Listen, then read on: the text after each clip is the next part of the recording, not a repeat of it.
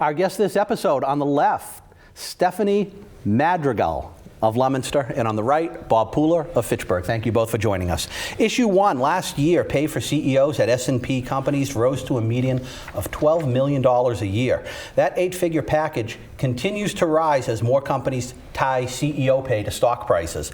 Pay for typical workers, however, is not rising nearly as quickly. The median increase was less than 3%, less than half the growth of the top bosses. Income disparity is worse than ever, and while some tout a strong and robust economy, others argue that the economy is indeed strong for those at the top, but working class people continue to struggle and are falling further behind as pay is not keeping up with the cost of living, especially with upcoming tariffs. What should we be doing about income disparity, or should we be doing nothing and letting the free market do its own thing? Michael.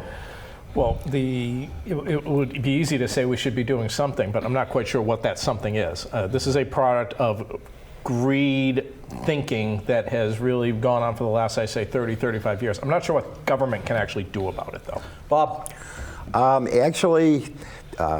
Okay, our country is based on a capitalist free market system, okay? I think that with that being the case, we leave obviously we don't want to mess with that system, but we also want to be able to do something with the income disparity, okay? Tying the CEO's income with stock market, that I don't think should be. Bring the common worker up to a livable wage. That would definitely help the income disparity and create more of an income equality. Good. Stephanie? So some companies have already done it, where they've had their CEOs take a price cut and give more of the money to the workers. So I think that there's kind of this balance of the two and combining the two that might be able to work. And we've already done social experiments with other companies that have done it. So kind of look at them for insight on it. But I don't see a problem with, maybe the CEOs taking less and giving more to their workers. Not that they don't get a raise, but just giving more to the working man. Cindy? I'm with Michael on this. I think it's definitely an issue, and it's definitely an issue of greed. But I don't favor government involvement. Well, let me ask you this. The businesses and corporations over the past 20, 30, 40 years have done a good job partnering with politicians through donations to help really crush unions. And we've seen the declination of unions in the country. Is that part of the reason, part of the problem of income disparity? And should we be doing more to strengthen unions rather than crush them? Who's in? Could be part of it, because it's sort of a trickle-up effect. We talk about trickle-down effect, talk about trickle-up, whereas if a collective bargaining agreement is reached and the wages of the workers are elevated, well, that's less money that's going up. Okay, but again, we've had this 30, 35 or so year assault on unions, and I just don't see that in being reversed anytime soon, because the right in this country has tapped into people's emotions enough so that to basically trick them into voting against their own interests. So I don't know. Stephanie, unions are good or bad for this country? Well, I was a teacher, so I can appreciate what unions can do. Because I think here's the problem. The reason we have these, unions in effect anyways, because we didn't take care of our workers in the first place, way back. Yeah. So you kind of have to have these, organizations, because you do have CEOs, you do have a lot of greed, and when you have, the man, typical workers who can't hold a flame to a CEO because they make so much more money. They have money, and money is power in this country. So they have to have organized, unions to make sure that their interests are being met, because they wouldn't be met otherwise. That's my opinion. Cindy, unions, good or bad? Well, I'm not a fan of the unions, to be honest. There was a time and a place for them at one point. I'm definitely a free market person, and I did a little research anyway, and 17% of the workers in the United States work for the top 500 S&P companies.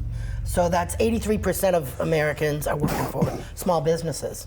So those small businesses, as you know, most of them, they're not taking home $12 million bonuses. Mm-hmm. So it's how much does the government get involved to help the 17%?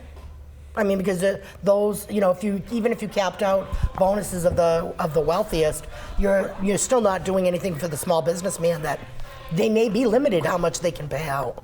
And a lot of times people will look at franchises and they say, oh, McDonald's, oh, they're so stinking filthy rich. Well, a lot of your local franchises, they might only own one or two.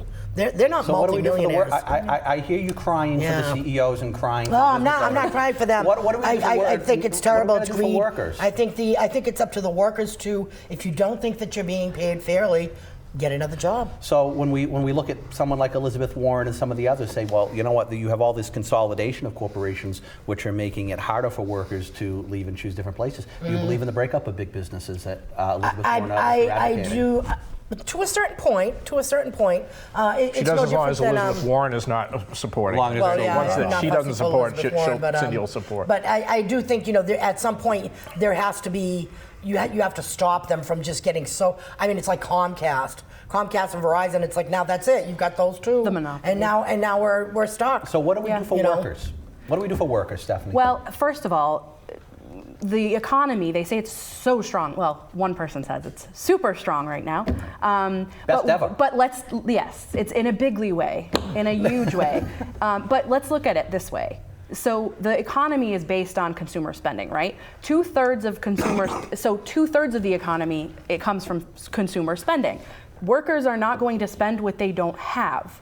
So if we kind of suffocate them and we don't allow them to grow and they're not happy and they're miserable, they're not going to spend their money. So then in the end, those corporations are going to end up suffering anyway. So it's in the best interests of the CEOs to sort of, keep them happy in a reasonable way, but we know from, the past, like there's no need for them to get $12 million raises and the working man to get pennies. I mean, 10 years ago, not even 10 years ago, I worked at Walt Disney World. And I had a bachelor's degree, and I was working with lawyers and teachers that quit their jobs to go and work there. We made $6.60 an hour.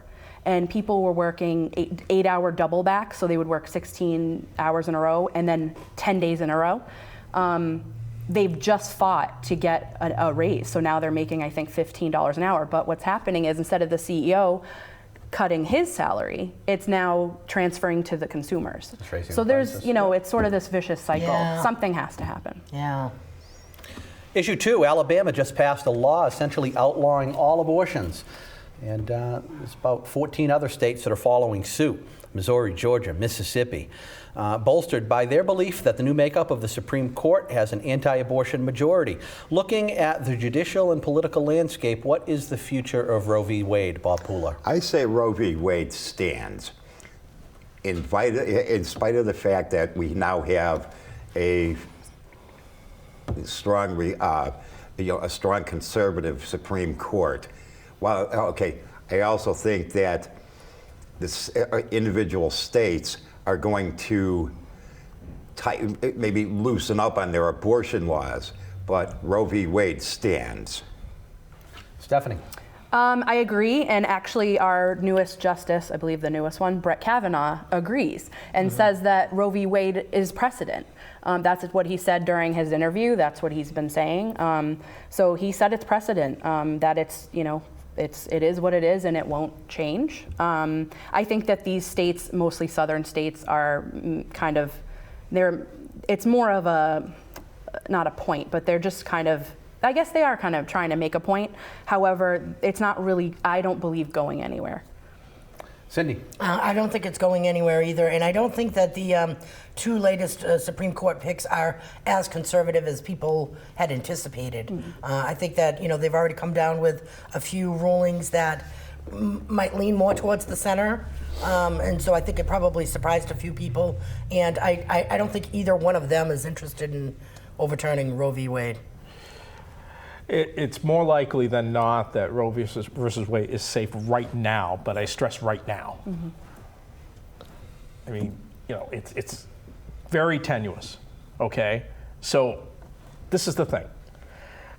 All I have to say is, I told you so, all right?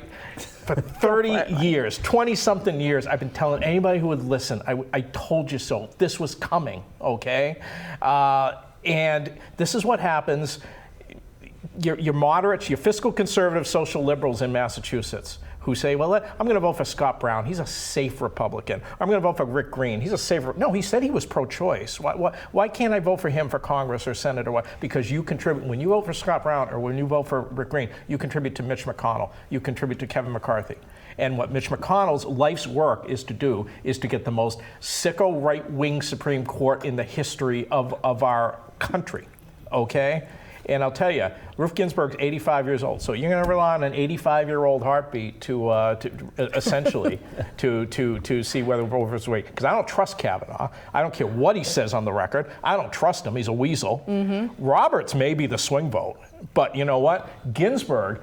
Trump dreams of Ginsburg dying and him appointing the most sicko right-wing religious conservative he can find to make the liberals mad, okay? She's a tough old bird, though. Yeah, she is. So I'll tell you, he gets a second term. Definitely Roe versus Wade is in danger. And again, to you fiscal conservative social liberals who told me this wasn't going to happen, I just got to say, I told you so.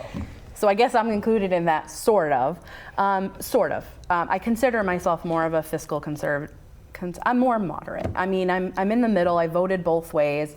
But I agree with you, Mike. I think, one of the things why I think people were so upset with the 2016 election is because all of the others, the non-white guys, we knew what was going to happen. We knew we were going to go backwards, years, decades, in everything from abortion to human rights. I mean, it wasn't just a Republican Democrat thing.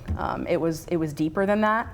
And I think where I think people on the right like to think, oh, you're just a snowflake crying about stuff. People are always crying about stuff. I'm like, no, that's just they see what's going to happen, and it's already starting to creep up. So it's just hoping that the Supreme Court, that we don't start to go backwards, I guess. So it's not a coincidence that 14 states right now are passing these draconian measures on abortion because they believe that this new makeup of the Supreme Court will uphold those laws. We're recording the show on May 31st, Friday, May 31st. By the end of the day today, there could be no access to a safe and legal abortion in the state of Missouri, the first time since Roe v. Wade that you could not get an abortion in a state. So this is reality we're facing. So what do you guys think that these governors and legislatures in these 14 states don't know, who believe that this Supreme Court will overturn it? Okay, my take on abortion. Okay, I feel it's wrong. Okay, because without life there is no growth, but on the other hand, I also feel that since abortions are going to happen anyway, from a public health standpoint, keep it safe, keep it healthy, and keep it legal. Okay, so even from a conservative standpoint, I think that these the governors of these 14 or 15 states, whatever the case is, I think they're overstepping their bounds as far as making abortions completely illegal, because then they're stepping all over the public health aspect of it. I think what you said was a pro-choice point of view, and I mean pro-choice, pro-life, whatever we can throw names around. But what you said is exactly what people who say they're pro-choice feel. They feel that it is wrong, but they don't want to put anybody's life in danger. They don't want to make choices for other people.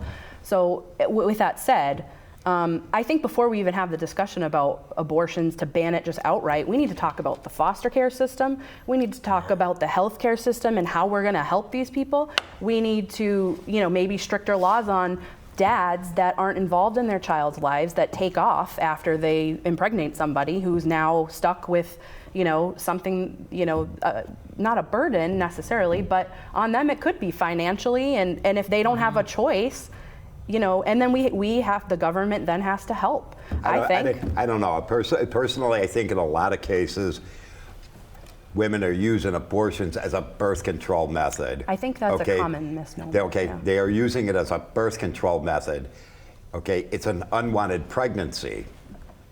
Okay? All the So- more reasons why okay. we should be providing free birth control. Right. To everybody. Right, Because and there are if you there are want to other avoid the alternatives. abortions, There are you other gotta help prevent alternatives it. to abortion. And also put Okay. some more money into to researching how we can limit men and their ability to, we have research on women and birth control and how to,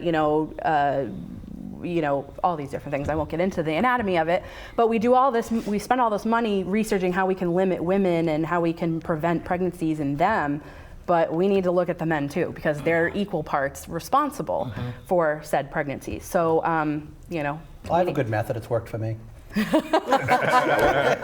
Obviously, the best form of birth control is abstinence, but we all know that that's never going to happen. No. Not voluntarily, anyway. Okay, No. abstinence by far is by far the best form of birth control. Again, it's never going to happen. no. I wonder if, and this is just me thinking, out loud, if some of these states are, because there's been so much talk about late-term abortions, and I wonder if this is their way of saying, hey, wait a minute, we're going to completely stop it, knowing that they're not going to really stop it, but what they may be doing is putting a limitation on a time limit. So I wonder if that might be more of an issue in the future of time limits rather than completely banning it. So do we just say, don't worry about our rights, don't worry about our rights, don't worry about our rights You until never our rights stop. are gone? No. You keep fighting it like everybody's doing now. Are we in danger? Keep fighting it. Yeah, we are. We are, because, again, at this exact moment in time, you probably have, strictly a guess, okay? I'm not saying this is for sure, but this is more likely than not, you have 5, maybe 6 votes for Roe versus Wade to uphold it. I bet you they still put more holes in it, like they did in 1992 with Planned Parenthood versus Casey, where Roe versus Wade was upheld, but they put 1 million holes into it, okay? And so maybe put more holes into it. Maybe they reduce that no restrictions period to 2 months instead of 3 months, okay? Something like that. That I could totally see happening with Skippy Kavanaugh there and John Roberts, okay? But with that said, yeah, we're in danger because, again, something happens to Breyer, something happens to Ginsburg, Trump gets a second term. He will keep appointing right-wing conservatives all down the line. Elections have consequences. Exactly. On the flip side of that, it is just as likely that if Trump does not win re-election and a Democrat is in office, Clarence Thomas is 80 years old now and he's not exactly looking like a picture of health. So this thing could flip Could swing, either yeah. way Yeah. in It a could. major way. But that's so scary. Elections have consequences. Right. And that's so scary that the very thought of human rights could just be wiped out that easily. And by people who wouldn't know the first thing about, growing a child or taking care of a child necessarily on their own. So or how important is the Supreme Court in terms of deciding which presidential candidate you're going to vote for? Is that important? I think Is it something that you look at when you vote? No, not at all. Not at all. You don't look at that? Not at all. How important is it to you? Extremely. Extremely important. How about you? Yeah, I never did until recently. It's important. I think we were spoiled for so long Yeah. that nothing really changed. So I think a lot of our eyes are open. So I think it is very important. Issue 3, in a very rare moment of bipartisanship, Democrats and Republicans were very close to agreeing on a major infrastructure agreement to address the nation's crumbling roads and bridges.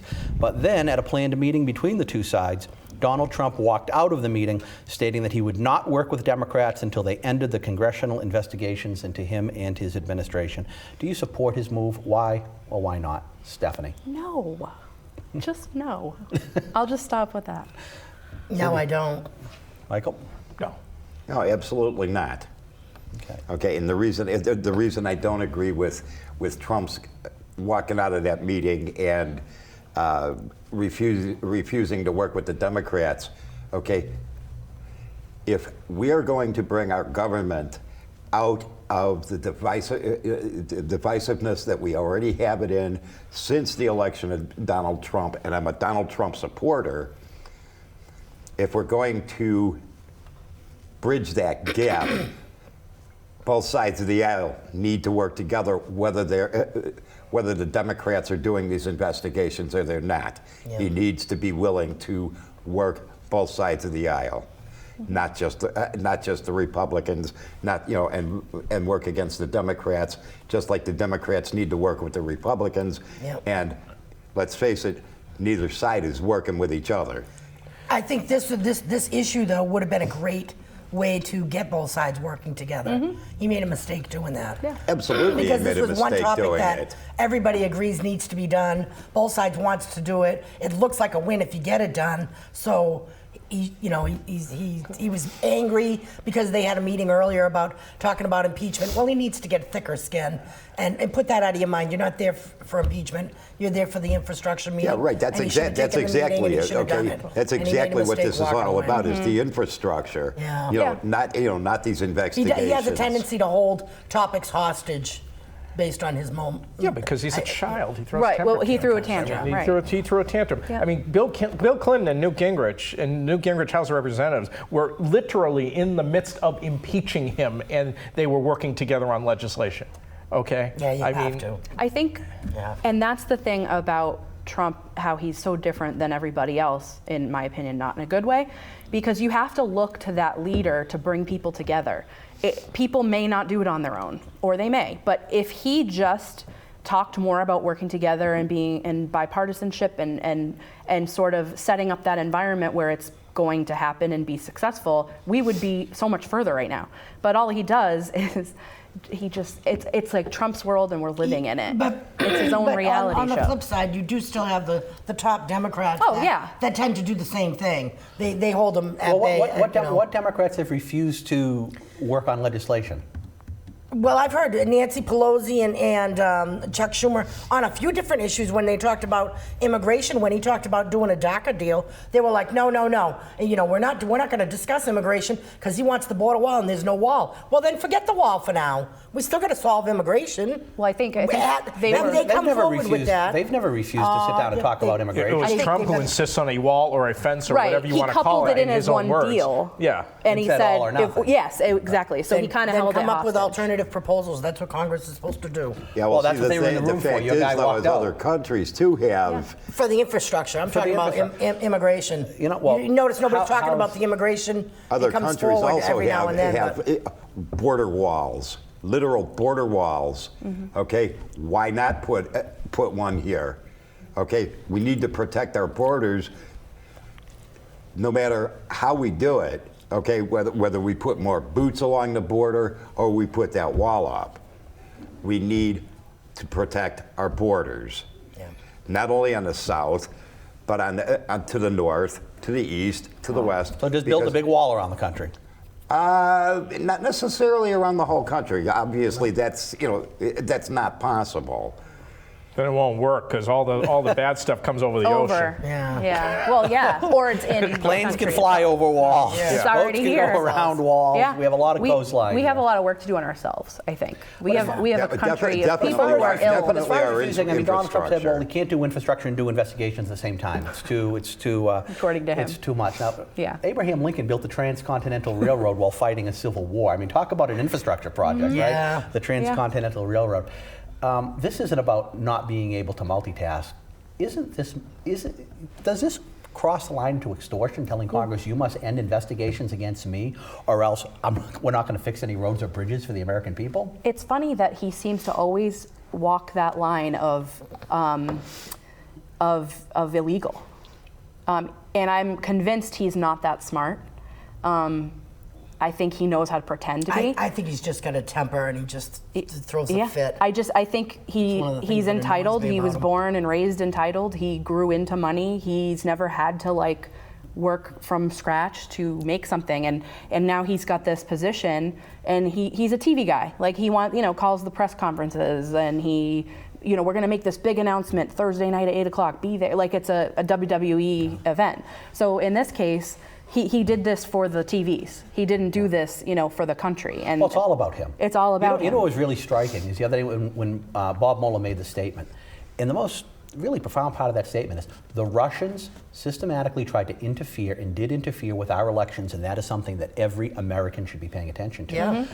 So instead of Trump recognizes saying, it. we need to investigate this. It's all me, me, me, me, me. Yeah. What about the country? Are you concerned that foreign countries are meddling in our elections? Because it could be Oh, against your absolutely. guy next time instead No, of for I your mean, guy. this has been going on for a long time, long before Trump, and it's an issue, and everybody should be concerned with it. And we should also be grateful that our president wasn't involved in it. Oh, we don't know that. Well, we do. There was no collusion. Well, I think what Bob Mueller said. What did Bob Mueller said? If there was evidence We that would the have said president it. did not commit a crime, we would have said so. Yeah. But the attorney general was very clear that where they could not indict a sitting president, indicting him was not an option on the table. It was not an option for him. So we threw it to Congress. So And now, we'll see and what- now the president is saying. So Bob Mueller sent a clear message to Congress. This is in your hands Yes, legally. You have here. to address it.